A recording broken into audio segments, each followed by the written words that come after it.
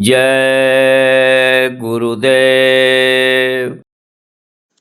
परम पुरुष गुरुदेव जी, जय गुरुदेव नाम। अलख अगम के पार मैं करती तुम्हें प्रणाम।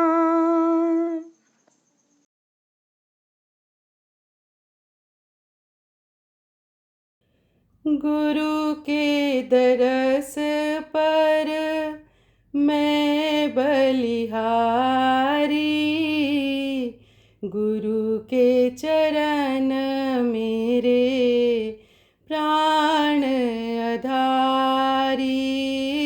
गुरु के दरस पर मैं बलिहारी, गुरु के चरण मेरे प्राण आधारी। गुरु के वचन मेरे हिये सिंगारी, गुरु स्वरूप दिन रैन सम्हारी। गुरु के वचन मेरे हिये सिंगारी, गुरु स्वरूप दिन रैन सम्हारी। गुरु का संग कर छिन छिन प्यारी, गुरु का रंग ले नैन निहारी। गुरु का संग कर छिन छिन प्यारी, गुरु का रंग ले नैन निहारी। गुरु के धाम पर सूरत लगारी, नील शिखर चढ़ श्याम तकारी। गुरु के धाम पर सूरत लगारी, नील शिखर चढ़ श्याम तकारी। सेत सूर जहाँ नूर लखारी, शब्द अनाहद तूर बजारी। सेत सूर जहाँ नूर लखारी, शब्द अनाहद तूर बजारी। मुरली धमक और बीन सुनारी, अद्भुत रस अच रज सुख भारी।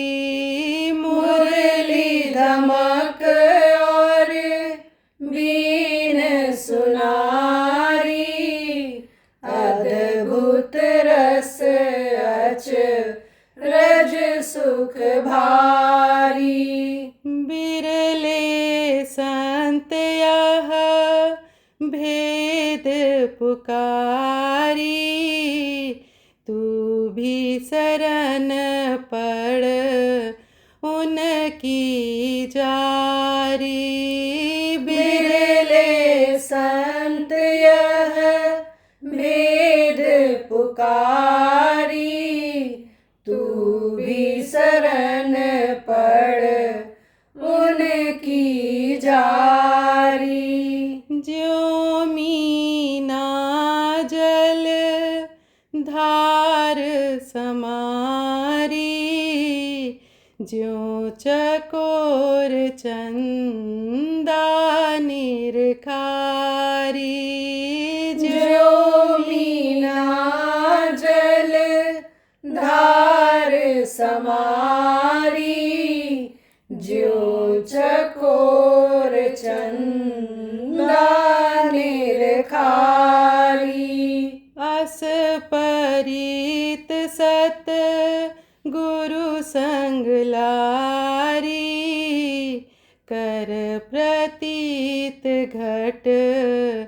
होत उजारी अस परीत सत गुरु संग लारी कर प्रतीत घट होत उजारी भाग बिना क्या करे बिचारी यह भी भाग गुरु से पारी भाग बिना क्या करे बिचारी यह भी भाग गुरु से पारी। जय गुरुदेव स्वामी कही जुक्ति यह सारी उनके चरण से प्रेम लगारी। जय गुरुदेव स्वामी कही जुक्ति यह सारी उनके चरण से प्रेम लगारी। गुरु के दरस पर मैं बलिहारी गुरु के चरण मेरे प्राण आधारी। गुरु के दरस पर मैं बलिहारी गुरु के चरण मेरे प्राण आधारी। जय गुरुदेव जय गुरुदेव।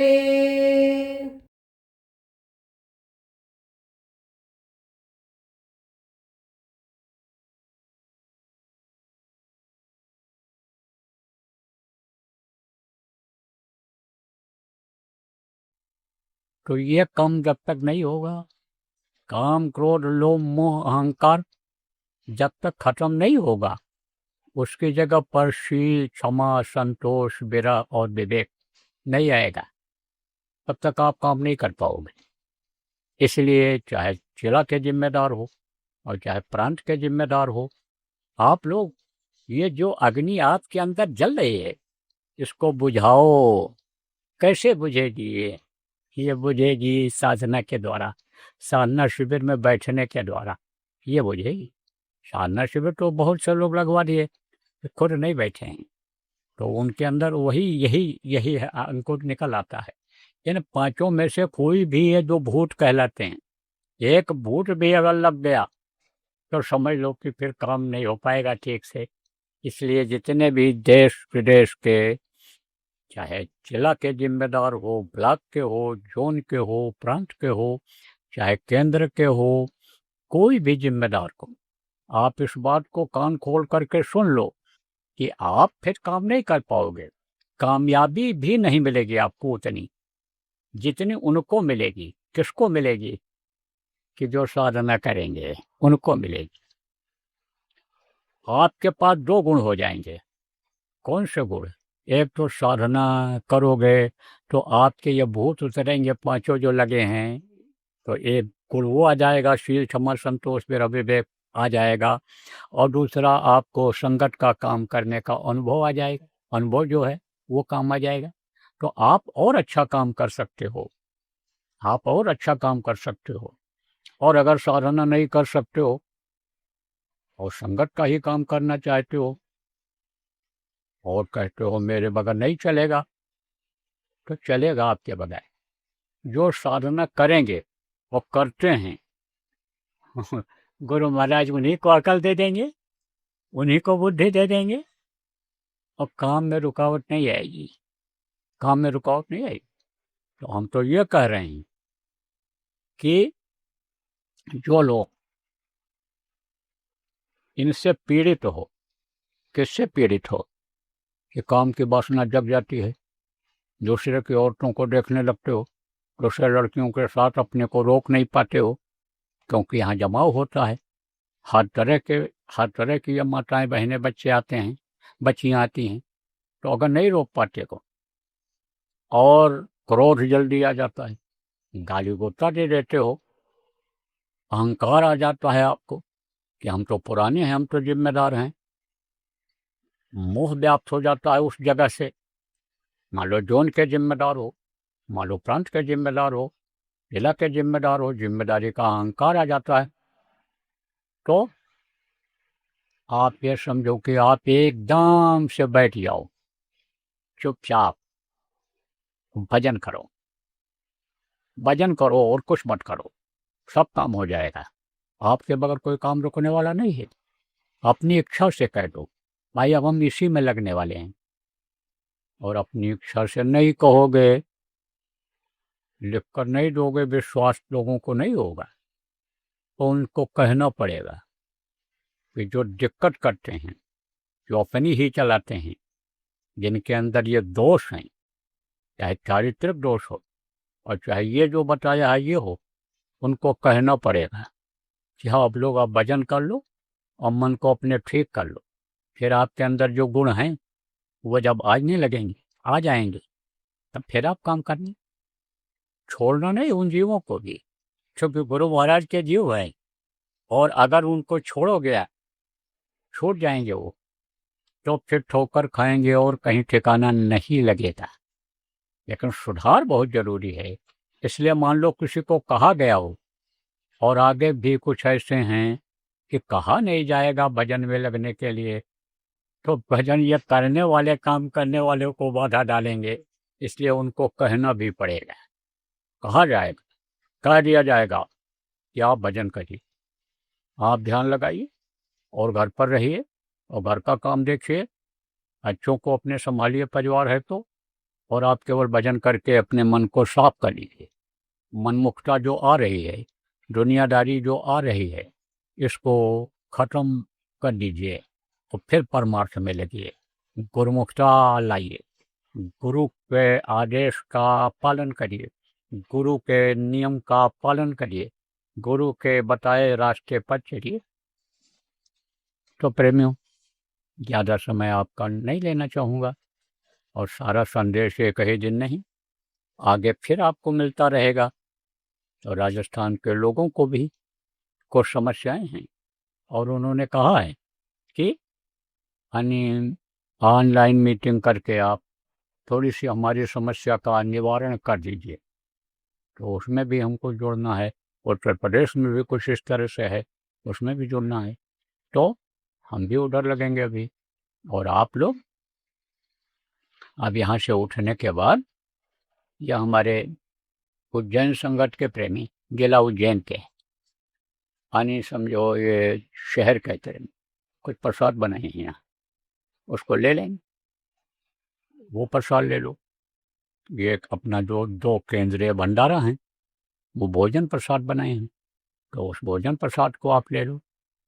और जो यहाँ पर आप रहते हो, आश्रम पर रहते हो, आप लोग जो है वो शाम को फिर आ जाना यहाँ, रोज की भांति ये कार्यक्रम चलेगा। उसके बाद में फिर जब शनिवार आ जाएगा, अभी आएगा 3-4 दिन के बाद, तब फिर 24 घंटे के साधना शिविर यहाँ भी लग जाएगी, यहाँ भी लग जाएगी। यहाँ आश्रम पर जो रहते हैं वो लोग भी बैठते हैं, और शहर के लोग आ जाते हैं, गांव के भी लोग आ जाते हैं। जब मालूम पड़ता है उनको कि साधना शिविर लगी है, तो सब लोग मिल करके यहाँ बैठ करके 24 घंटे का कर लेंगे, 24 घंटे का कर लेंगे, और फिर उसके बाद अगला फिर आएगा। अब इतवार का जो साप्ताहिक सत्संग होता था वो इसी तरह का होगा। कब तक? जब तक गुरु पूर्णिमा नहीं आ जाएगी और गुरु पूर्णिमा में कोई नया आदेश नहीं होगा, तब तक इसी तरह से साप्ताहिक सत्संग जो इतवार का होता था सब जगह पर, वो साधना शिविर के रूप में होगा। 24 घंटे वाला में से वो होगा।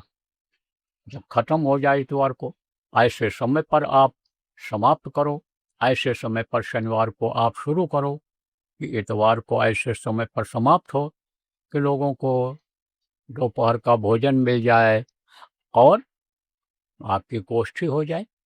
और मान लो भोजन की व्यवस्था नहीं हो पाती थी, और मीटिंग आप इस हिसाब से करते थे कि लोग खा पी करके आएंगे और फिर वहाँ व्यवस्था नहीं हो पाती थी।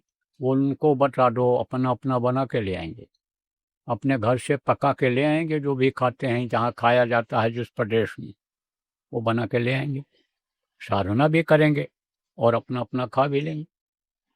शहरों में, गांव में तो व्यवस्था हो जाती है, और गांव में भी जहाँ व्यवस्था न हो पावे, साधना करने के लिए बुलाओ तो करो भाई रोटी देते हैं।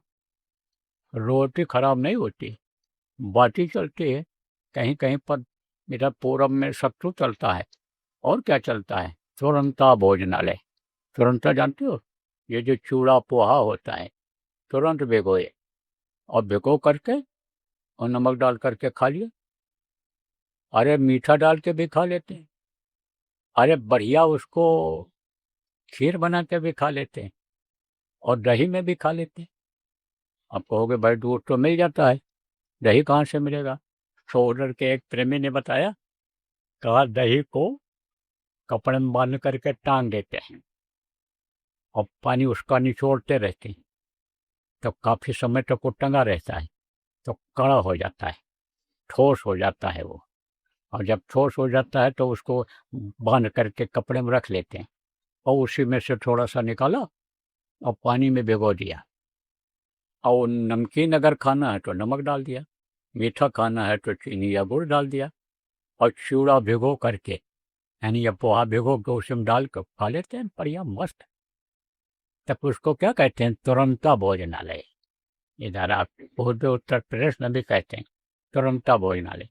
तो अब उधर बाटी भी, जगह जगह बाटी की खुद दुकानें मिलती हैं, और इसकी सत्तू की भी दुकान मिलती है। थाली और वहीं पानी का बर्तन रखे रहते हैं, बट उसको दे देते हैं और डालो खाओ चलो, और मस्त 24 घंटे के लिए फुर्सत। तो बहुत सारा साधन है। तो ये मत सोचो हमारे यहाँ व्यवस्था नहीं हो पाएगी, लोगों के आ जाएंगे दूर से खाने पीने की, इसकी उसकी। यही सब चीज़ें रेडीमेड वहाँ रखवा दो, और खाने को न जानते हो तो बता दो कि इस तरह खाया जाता है, तो बहुत से लोगों को टेस्ट जब मिल जाएगा तो वही खाएंगे, फिर वो भोजन आपका नहीं खाएंगे। दिल्ली में कार्यक्रम हुआ था, और वहाँ पर जो है खिचड़ी बटी, और 2-3 दिन का कार्यक्रम था, दोनों टाइम नाश्ते में 24 घंटा खिचड़ी। अरे लोगों ने कहा बदन हल्का हो गया, पेट साफ हो गया, भाई खिचड़ी ही बनवा कर अब घर पर खाया करेंगे। तो अब इस बात को सब समझ लो, ये व्यवहारिक बातें हैं, इनको सब बताना जरूरी रहता है। और आप जितने भी कार्य करता हो, इन व्यवहारिक बातों को भी बताओ। ज़्यादा सत्संग सुनवाने की अब जरूरत नहीं है, अब तो उनके जीवन में जो काम आने वाली चीज़ें हैं उनको बताओ, जिससे वो स्वस्थ रहें वो चीज़ बताओ, जिससे उनका चाल चलन न खराब हो वो बताओ, खान पान उनका न गलत हो वो बताओ, मांस मछली अंडा शराब या ताड़ी अफीम इन बातों को बार बार याद दिलाओ कि इनसे दूर रहो, बुरे लोगों से दूर रहो, बुरी संगत से दूर रहो। जहाँ पर गंदगी रहती हो, जहाँ पर इस तरह की बातें होती हों, जहाँ पर देख लो कि हमारा खान पान खराब हो जाएगा, चरित्र हमारा गिर जाएगा, ऐसी जगह पर मत बैठो। यह सब बात बताना पड़ेगा, और नहीं तो साधना करेंगे और जानकारी नहीं होगी तो जाएंगे जहाँ अंडा पकता है, जहाँ पर यानी समझो कि मांस पकता है, उसी होटल में खा लेंगे।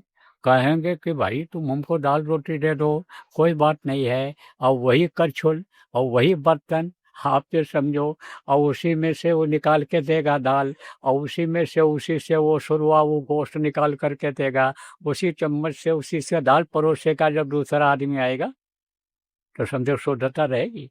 तो कोई अगर ये सोचते हो कि इनको होटल का स्वाद मिल गया है, ऐसे लोग होटल बाजी वाले लोग ये सोचोगे कि हम साधना कर लेंगे होटल में खा लेंगे, तो होटल में खाओगे तो ये टल जाएगा आपका। क्या टलेगा? जो दया मिलनी है वो टल जाएगी।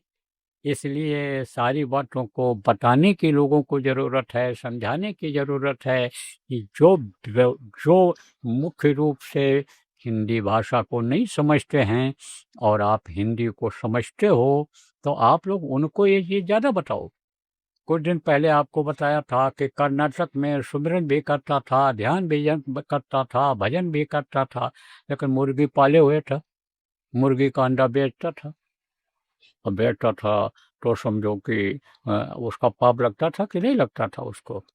जब बताया गया, मेरा दौरा हुआ था, जब बताया गया, पूछा गया जिम्मेदारों से, बोले कोई नहीं बताया, बताना, तो समझो बताना जरूरी है। इन चीज़ों को भी बताना जरूरी है। जैसे दवा बताई जाती है कि भाई ये दवा बहुत फायदेमंद है, यह तुमको निरोगी कर देगी, आगे ये रोग होने नहीं पाएगा, ऐसी जड़ी बूटी है, जैसा जैसे बताते हो ऐसे बताओ, इस तरह से समझाओ कि दवा खाओ लेकिन परहेज करते रहो। कुछ दवाएं ऐसी होती हैं कि एक बार खिला दिया तो उसका असर कई महीने तक रहता है, लेकिन अगर बदपरहेजी हो गई, बदपरहेजी किसको कहते हैं कि जो उसके असर को ख़त्म करती है, तो दवा का जो असर है वो ख़त्म हो जाएगा। होम्योपैथिक में भी कुछ इस तरह की दवाएं हैं, कुछ आयुर्वेदिक में भी इस तरह की दवाएं हैं। इसलिए ये लोग परहेज बताते हैं कि ये परहेज है। जब परहेज लगातार इस चीज़ का करोगे कि दवा भी खाओगे और परहेज भी करोगे, तब ये दवा ज़्यादा फायदा करेगी।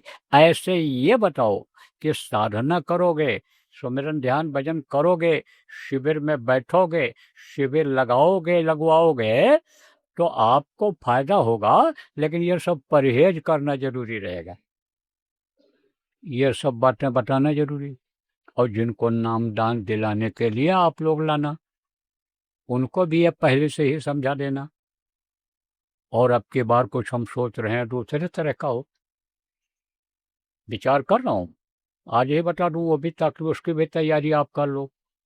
वो विचार ये कर रहा हूँ कि जैसे गुरु महाराज शुरू में करते थे, फार्म भरवा लेते थे, इकरारनामा भरवा लेते थे कि हम मांस मछली अंडा शराब से दूर रहेंगे, आजीवन शाकाहारी रहेंगे। आजीवन मतलब यही जब तक जिएंगे तब तक पराई औरतों से दूर रहेंगे। बहुत सारी चीज़ों का इकरारनामा भरवाते थे। और ये भरवाते थे कि हम बाल बच्चों की देख रेख, खेती गृहस्थी जो भी काम है करते हुए भी 24 घंटे में से 3 घंटा समय सुमिरन ध्यान भजन में निकालेंगे। ये इतना हम करेंगे। जो उस पर तैयार हो जाते थे उनको गुरु महाराज नामदान देते थे।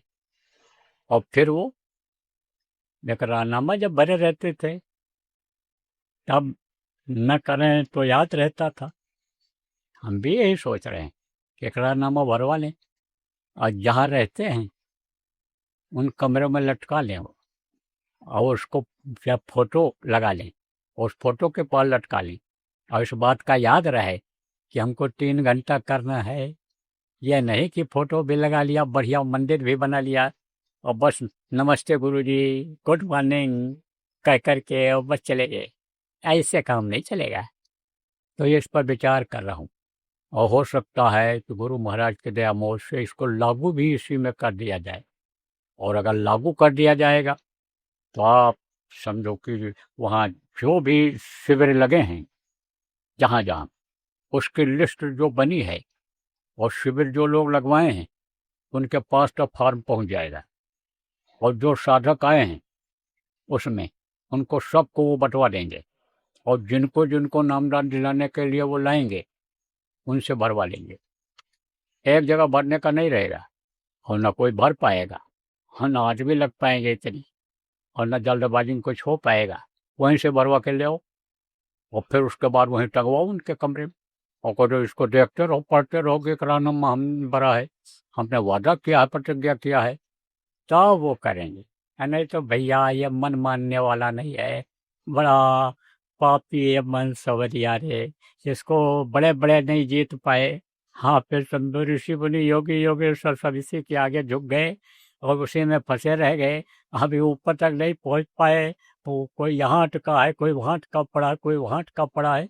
पूछो साधकों से, इसी में बैठे हैं, ना मालूम हो मैं बता दूँ कितने लटके फटके पड़े उन्हें, अभी तक वहाँ तक नहीं पहुँच पाए। और गुरु का दर्शन जब हो जाता है अंदर में, और पूछ बैठते हैं तो गुरु सब बताते हैं। मनुष्य शरीर में रहते हैं तो भी बताते हैं, और यहाँ से जाने के बाद वहाँ मिलते हैं, पूछो तो वहाँ भी बताते हैं। तो बता देते हम ये फला है, ये फला है, ये सब बता देते। क्योंकि गुरु इतना, कोई भी रक्षक नहीं होता है, गुरु इतना कोई प्रेमी नहीं होता है, गुरु इतना बड़ा दाता कोई नहीं होता है। तो गुरु का तो भैया बहुत बड़ा महत्व है। और गुरु महाराज को भूल जाते, और गुरु महाराज का फोटो नहीं लगा पाते, और गुरु महाराज को भी ठीक से प्रणाम नहीं कर पाते हैं, दूर दूर से नमस्कार करते हैं, तो फिर वो कहाँ से खुश होंगे। गुरु राजी तो करता राजी, इसको भूल जाते हैं। गुरु राजी तो करता राजी, काल कर्म की चले नवाजी। गुरु राजी हो गए तो किसी कुछ नहीं हो सकता, बाल नहीं बांका हो सकता है। और गुरु अगर तनिक सा रूठ जाए तब यह कोई मदद करने वाले नहीं होते हैं। यह खूब हमने देख लिया, हम अपना अनुभव बता रहे हैं, हम भोग रहे हैं उस चीज को।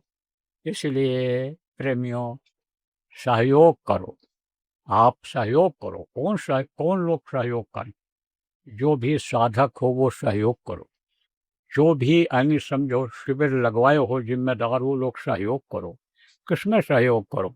जो गुरु महाराज काम छोड़ करके गए हैं, जिसका अपने लोगों ने बीड़ा उठाया है कि धरती पर ही सत्यों को लाकर दम लेंगे, हम जय गुरुदेव के बच्चे हैं, सत्य को लाकर दम लेंगे। ये यानी आप अगर इसमें सहयोग कर दोगे तो आपका भी नाम काम हो जाएगा। प्रेमियों, बोलो जय गुरुदेव।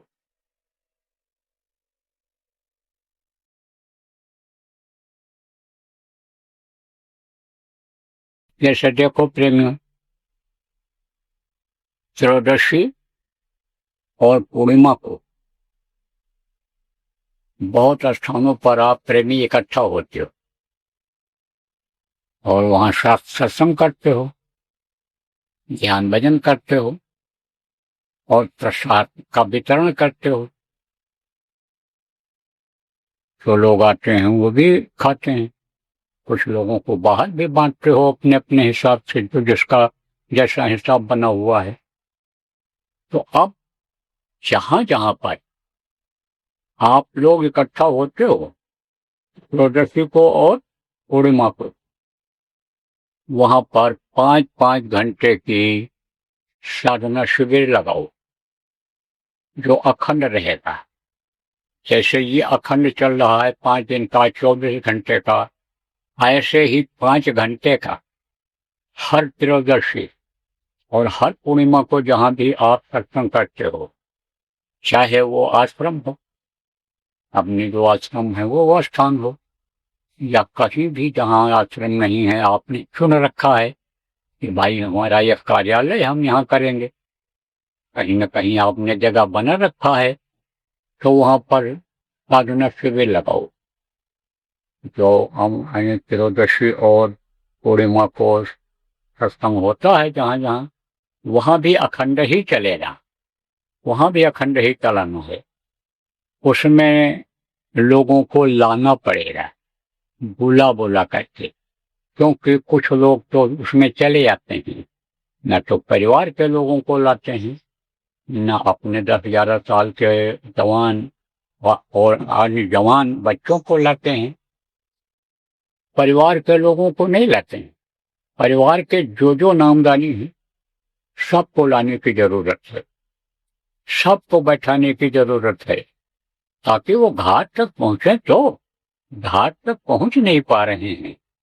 आप देखो प्रेमियों, घाट तक जब तक नहीं पहुंचेंगे, घर से निकल करके घाट तक नहीं पहुंचेंगे, तब तक पार होने की कोई उम्मीद नहीं रहेगी। जहां जहां संगत कम है, नामदानी नहीं है, लेकिन जैसे विदेश है या अन्य जगहों पर जहां जहां नहीं है, वहां अगर आपके मित्र हैं, टहलने घूमने आप पार्कों में जाते हो, व्यापार के हिसाब से एक दूसरे के पास जाते हो और वहां पर आप रहते हो, और उनको भी ला सकते हो। पूर्णिमा वाले में न कि वो बैठेंगे 5 घंटा, 2 घंटा, 3 घंटा, आधा घंटा ही बैठेंगे, तो उनको भी दिशा गुरु महाराज से मिल जाएगी।